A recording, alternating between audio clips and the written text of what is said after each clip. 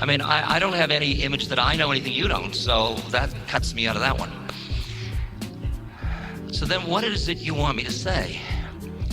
Well, the interesting thing I've begun to notice over the years is that what you want me to say is something you already know. And how do I know that?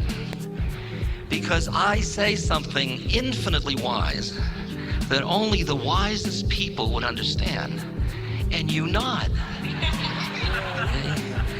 So if you nod, you know. And if you know, why did you need to spend $20 to hear me tell you what you already know? So I've thought about this as a reasonable question, since I do this so often. And I realize that what we are is in the predicament of having to say over and over to ourselves, it's like the old stories, the kind of spiritual essence of our being. We have to just keep reminding ourselves, and we come together for this process, and we all need it. I need it too.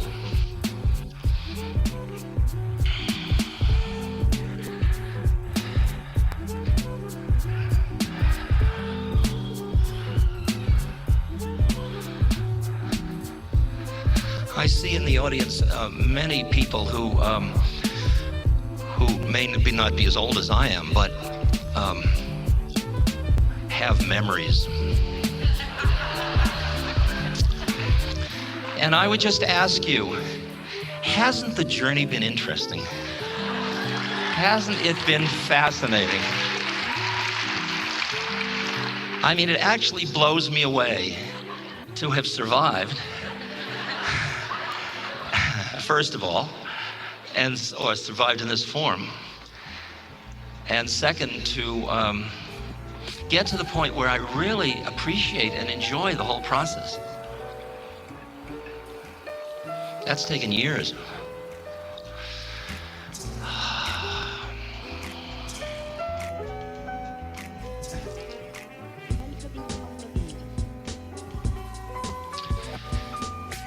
And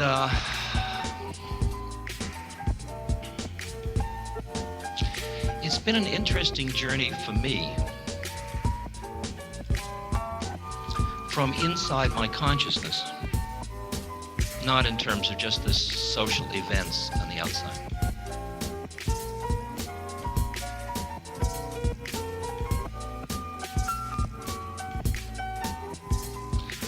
So that I could watch my mind go from Western psychologist, professor, with a model of reality that said psychology's real. And I teach it as real. It's absolutely real. And then there's the psychedelic period after the mushrooms in 1961, when I then say it's relatively real. And that, as I see it, is the major thing that happened. That I went from a culture I'd grown up in that saw everything as absolutely real. Like I learned Newtonian physics as if it was real. Then Einstein came along and said it depends on where you're standing.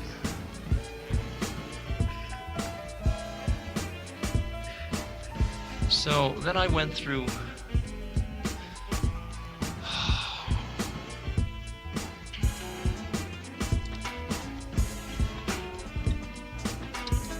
a lot of interesting stages. After I first got high, saw through the veil of who I thought I was, to appreciate who I was, or who I am, or who I will be when I finish being who I thought I was. If I move too fast for you, just raise your hand and tell me, because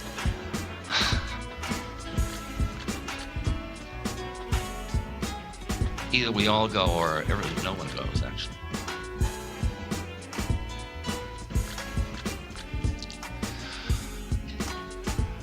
When I found I couldn't stay high, no matter how well I used my technical skills, but that I always came down, And that took years. But then I realized that. And then I went to India to see, because I had been introduced to all of these incredible maps from the East, from Buddhism and Hinduism and Taoism and Zen and all these different things, that showed me that while we were busy achieving external excellence, there were other people who were cultivating a very exact and articulated description of inner states. And I saw such delicate descriptions of the inner states that I was finding indescribable by Western cultural words and language, that I realized that I could read these maps, but something didn't happen in me when I read them. And I realized maybe I was standing in the wrong place. That is, if you've been acculturated to see reality a certain way, and then you read a book, you impose on that book your acculturation. And so maybe I was standing in the wrong place. So I went to India hoping I could find a map reader, somebody who could decipher the maps for me. And whom I was graced to meet was Neem Karoli Baba. And after he had taken 1,200 micrograms of acid and nothing had happened, because when you're in Detroit, you don't have to take a bus to Detroit.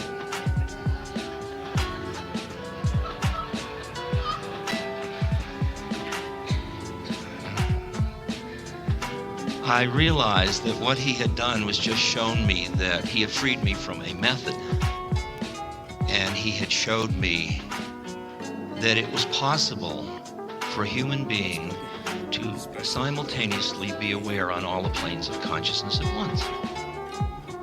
Because wherever I went, he was always there. If I got high, he was high. If I was down, he was down. And yet he wouldn't ever allow me to grab hold of him with my consciousness. Like at one point I started to think, I've got a really cool guru. He knows everything. He's a miracle Baba. Great. So a friend of mine arrived from Canada who was a professor. And I said, come see my guru, feeling my guru would snow him. So he came in, and my guru, who knew everything, said to him, hello, you're from the United States. The guy said, no, Maharaji, I'm from Canada. Oh, and you have 3 brothers? No, Maharaji, I'm an only child.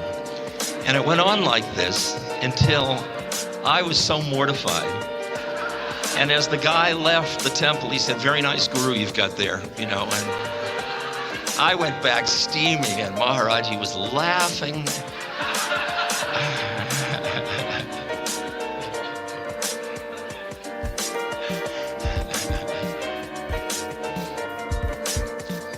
So he played with my mind. He played with my mind.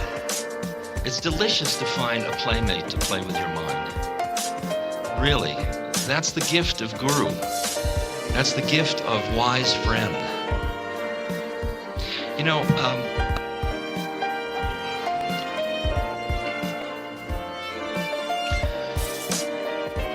My particular path has been one that I have been very reticent to speak about in the West, my spiritual path. And it's the path of what's called Guru Kripa, or grace of the Guru. And it just doesn't sell in the West, for a lot of reasons. First of all, the West is suspicious of gurus, and rightly so.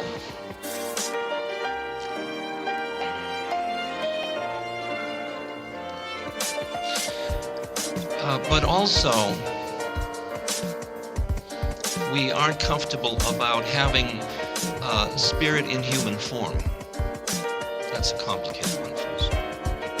And the other thing that why I didn't want to tell people, even if they got through all of that and had sympathetic joy for me, they would also, at some level, want the same thing. And my guru had left his body, and what could I offer? I had nobody to recommend. I mean, there were a lot of great ones around that other people said were, but I myself had not had an experience that would lead me to send them to another person. So I didn't want to hurt people, but then an interesting sequence has happened. So I just held on to my stories, and then in 1978, we collected lots of stories and published this book, Miracle of Love, which is 1,000 stories about Neem Karoli Baba, which don't create a human being at all, by the way. It's like pointless paintings or something. And people read that book, and they started to write letters to me with the pictures and the stories, and saying, who is that guy? I've read these stories, and somehow I've opened myself, and he's within me. He's like around me all the time. Is this good? And I said, well, as far as I can see from listening to people who are in the same situation as you, they talk to me about their relationship with him the same way as I feel in my relationship with him. Therefore, I must assume they are all my guru brothers or sisters, and that they are as connected with him as I am, since he's dead anyway.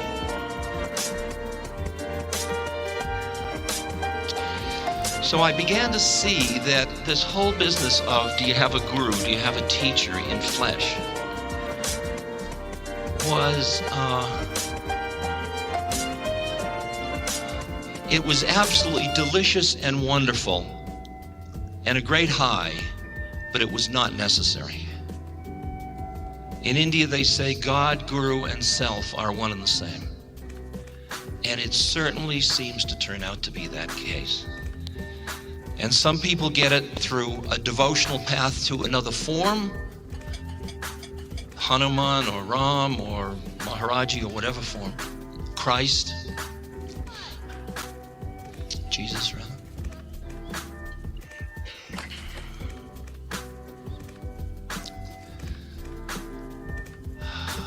And some relate through the formless.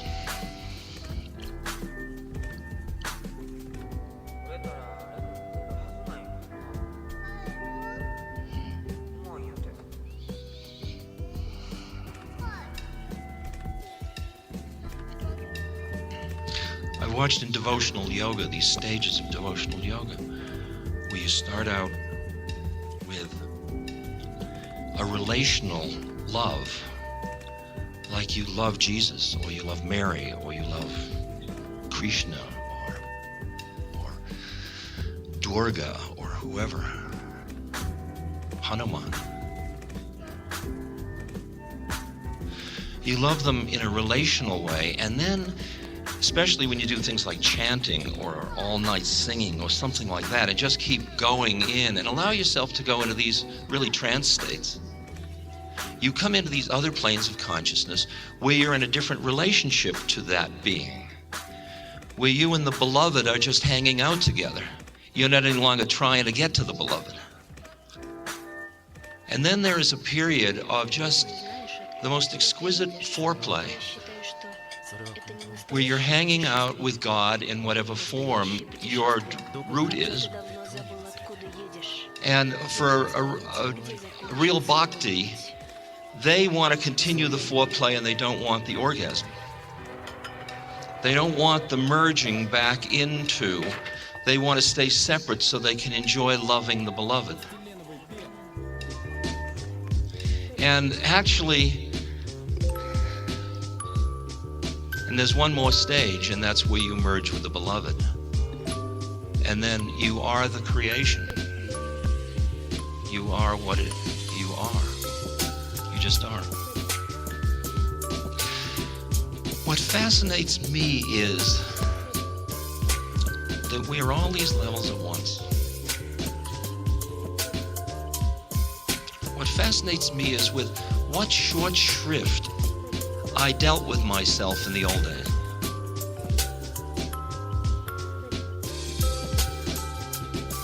mean, when I do this old exercise I've done many times, where you put a tuner, control knob next to your eye, and you tune it at level 1, and you look up here and you see a 65-year-old paunchy, bald, handsome gentleman. Okay? And then you flip at one dial and you see me as teacher, as spiritual seeker, as You see me as Caucasian, you see me as on and on. All my psychosocial identities. That's who you see. On channel 2, that's as the world turns. That's where our personalities hang out. That's where we think our storylines are real. Then you go to channel 3, where we're all bigger than life. It's the astral plane. And we all have our archetypal identities. And I'm an Aries, and you know what that means. And then we go one more channel, and when we look into the eyes of another person whom we just saw as their physical body, their psychosocial identity, their astral identity, you look in their eyes and you see from behind all that another being looking out at you. Are you in there? I'm in here. How did you get into that one? It's as if you see, it's as if you have brought your awareness back into your soul identity, and what you see when you look out are other soul identities.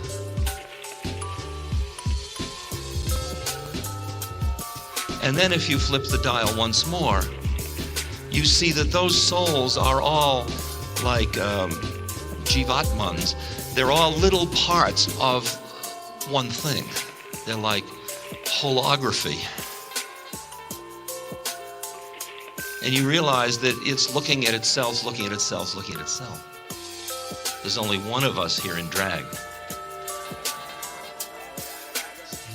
Now it's interesting, you and I, from my point of view, exist as that one awareness. We also exist as souls who are aware of our predicament as souls. And we also exist as incarnates, as egos. And I'm using the word ego now to include your body and your personality and all the psychophysical shtick of channels 1 and 2. So you and I got born, which was in itself an interesting trip. But then, not to get delayed there, you and I went into training, and we went into basically somebody training. See, we went into training about how to be somebody. Now, you were trained by the best kind of people because they all thought they were somebody. Your mother and father both thought they were real, and therefore they thought their child was real. So you are surrounded by a consciousness in which your separateness is what's real. And you go into separate training. You're somebody. And you learn how to be somebody and get what you think you need. Because at first you think it's all one thing, and then slowly you see it doesn't always happen.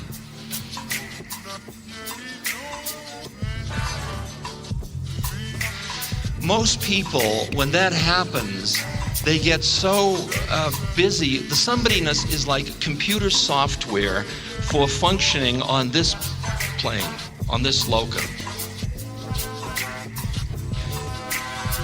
It's our thinking minds.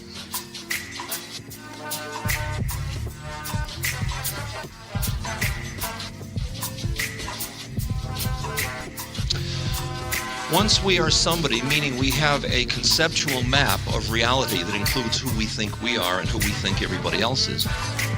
So we know a tree is a tree and a rose is a rose. Then we go into somebody's special training. Didn't you? Didn't you?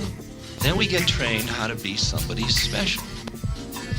I was very special. Everybody was special. And then for us, certainly us who are gathered in this room, something happened.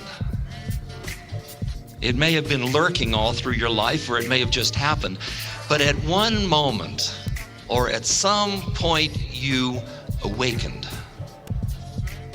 And you can put those in many terms. You realize you'd been had. You realize you had been trapped in somebodyness. Just in the same way as Gurdjieff talks about landing in prison. And he said, if you would escape from prison, the first thing you must realize is you're in prison. If you think you're free, no escape is possible. Far out image.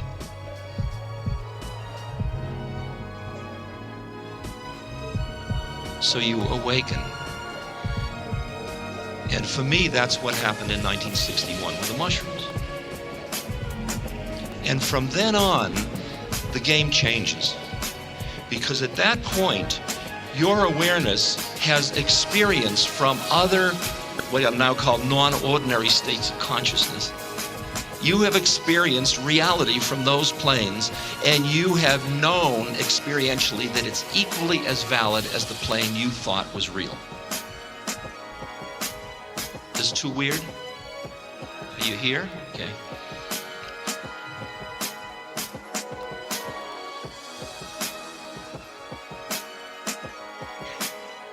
When I first awakened, the feelings I had were, I'm home. This is so familiar. Where have I been all this time? How have I cut myself off from this thing? I've been starving to death, and here I was in an ocean of plenty. How bizarre. And then slowly everything would wear off and I'd be back in it. But I'd have the memory of that. And that memory kept compelling me forward to try to get into that state and stabilize it. So Maharaji showed me that that was possible. And what I have done since that time, which is the last 23 years, is to do the practices and live my life in such a way as to optimize my stabilizing myself in an awakened state. Because as far as I can understand, that is the most compassionate thing that I can do.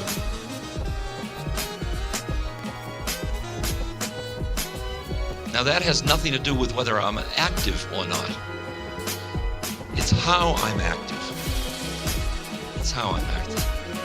Because what I have seen to my own horror is a lot of my best intentions as an ego to relieve the suffering of others has ended up increasing the sum total of suffering in the world. Either because I suffered more than they did in trying to whatever.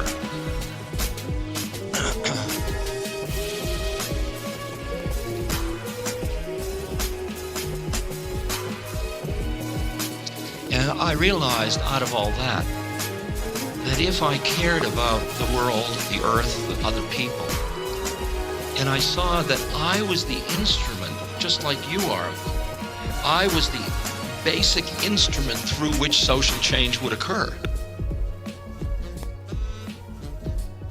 Because as you see the web of interconnected information and consciousness, you see that as each individual in the system changes, the whole system changes.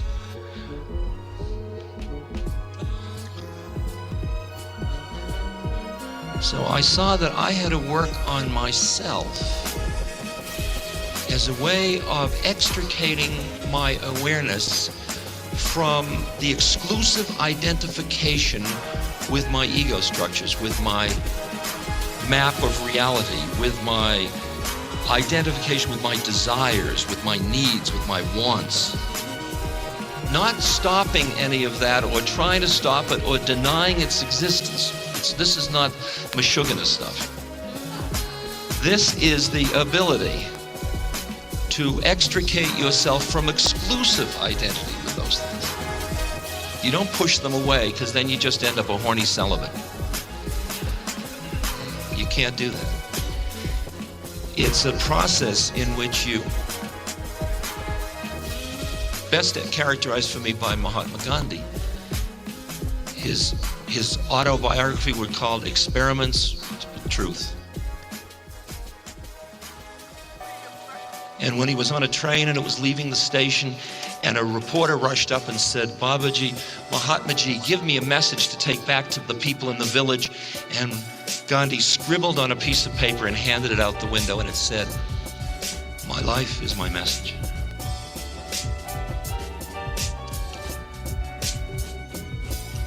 I assume you're saying the same thing. I would like to be. I would like to have the integrity that everything I know to be true inside is manifested at all the levels outward. I'm not. But I see that until I am, every message I send is a mixed message. Every message I send is not only a message of love, but it's a message of fear. It's interesting, I work a lot with people that are dying. So I'm often with people as they approach dying.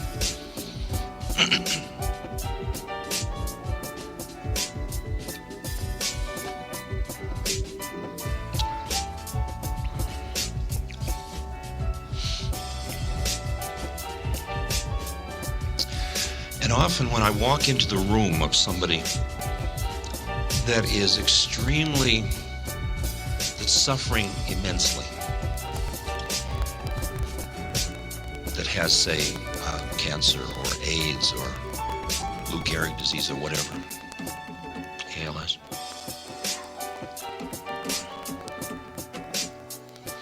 My first reactions are often reactions in which my empathy for that person and the predicament they find themselves in is so great that I feel my heart being ripped apart by the pain of their situation.